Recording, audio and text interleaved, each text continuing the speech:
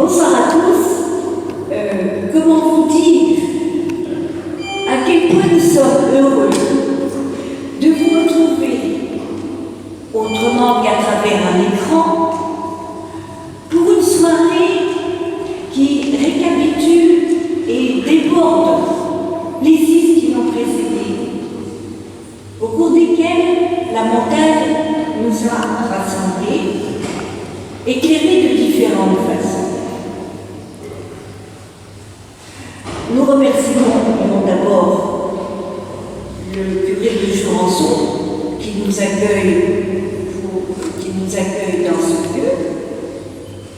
Nous remercions aussi Madame Germain qui a été là pour ouvrir la porte, nous apporter les fleurs, tous les éléments nécessaires. Nous voici donc pour cette soirée, je vous disais, qui récapitule et déborde les 6 qui l'ont précédé, au cours desquels la montagne nous a rassemblés, éclairés de différentes façons. Rappelez-vous, l'historien Claude Lahari a évoqué la montagne comme barrière et entre 1940 et 1944 comme frontière à percer. Les Pyrénées notamment sont devenues un enjeu pour tous ceux qui cherchaient à fuir la répression des occupants allemands et des collaborationnistes français. Quel bilan peut-on tirer aujourd'hui? Une réflexion sur notre histoire récente qui offre de multiples ouvertures sur l'actualité. C'est une autre expérience de la montagne dont nous a rendu compte le frère Pierre Mouliat. Depuis plus de 50 ans, curé de ceux qui vivent en Vallée d'Aspe, pèlerins, bergers, paysans, ceux qui rêvent de partir, ceux qui viennent s'installer, être blessés, qui cherchent à se reconstituer. Nommé par son évêque, il a appris à les connaître, à les rencontrer dans leur diversité et à les accueillir, d'abord seuls, puis en communauté. Le philosophe ascensionniste Patrick Dupouille s'est proposé, quant à lui, de réfléchir sur ce qu'inspire le rapprochement entre la signification religieuse de la santé et celle des pratiques qui consistent à ascensionner, randonner, grimper sur les montagnes. Dans les 2 cas, on monte. Mais quel est le moteur de cette ascension? Nous nous croyons attirés par ce qui là-haut nous attendrait, qui vaut mieux que nous, et pour cela justifie les efforts que nous consentons et les dangers auxquels nous nous exposons. N'y a-t-il pas une part d'illusion dans cette manière de se représenter les choses? Mais surtout pour un philosophe, illusion ne signifie pas erreur. Elle peut être la voie ouverte à une vérité plus grande.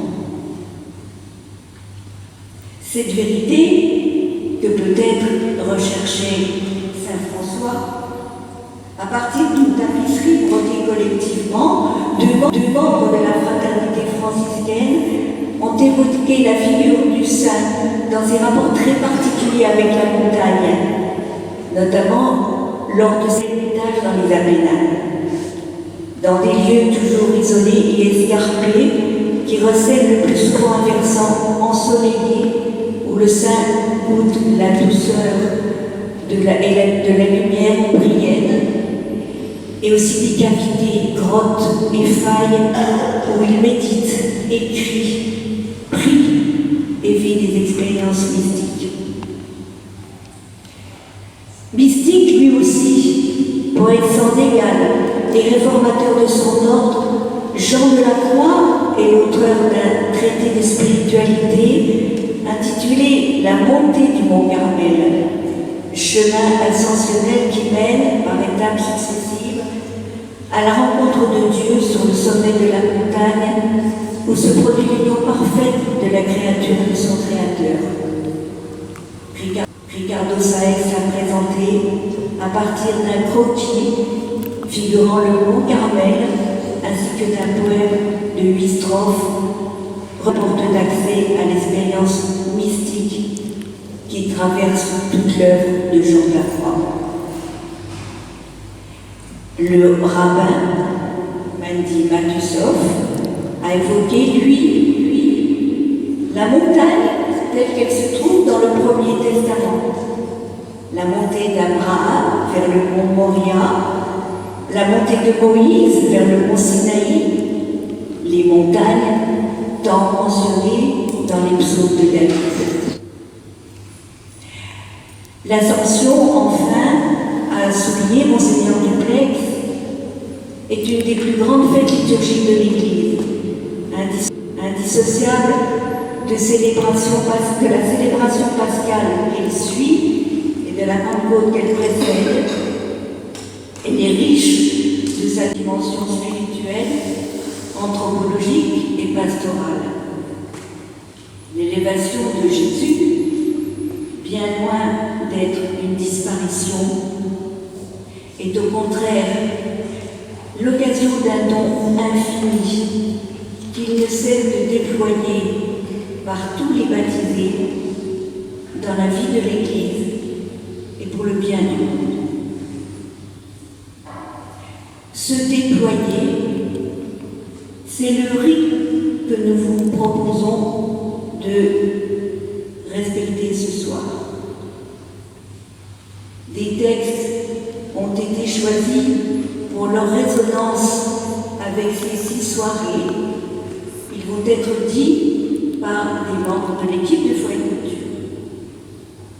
En alternance, se développeront chants et pièces.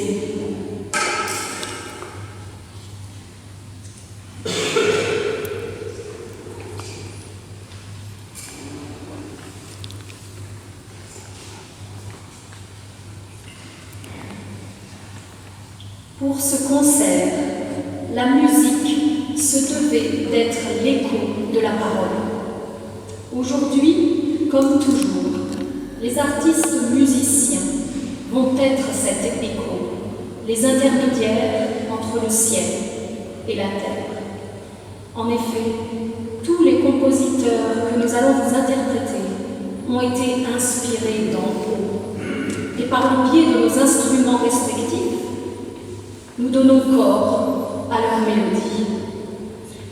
Une interprétation se doit d'être inspirée, guidée par quelque chose.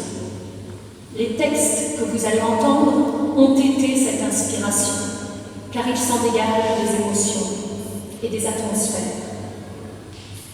Tout d'abord, nos choix se sont tournés tout naturellement vers Bach, sans se concerter. Il n'en pouvait être autrement.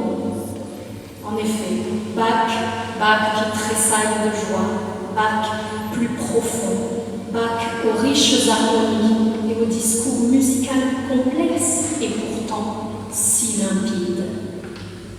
Tout ce qui pourrait être difficile à comprendre, à entendre, avec lui devient évidence. César Franck vous sera chanté a cappella, car quoi de mieux que le silence pour apprécier les voix des anges. Le violoncelle, l'orgue, le piano, la voix, vous chanteront Vivaldi et Handel, des maîtres de la musique sacrée, qui reprendront et qui répondront aux psaumes et à l'ascension émotionnelle du concert, tels des marchepieds vers la fin du concert. Enfin, Mozart sera sur un piédestal comme une perfection céleste à laquelle nous avons droit. Bon concert à tous.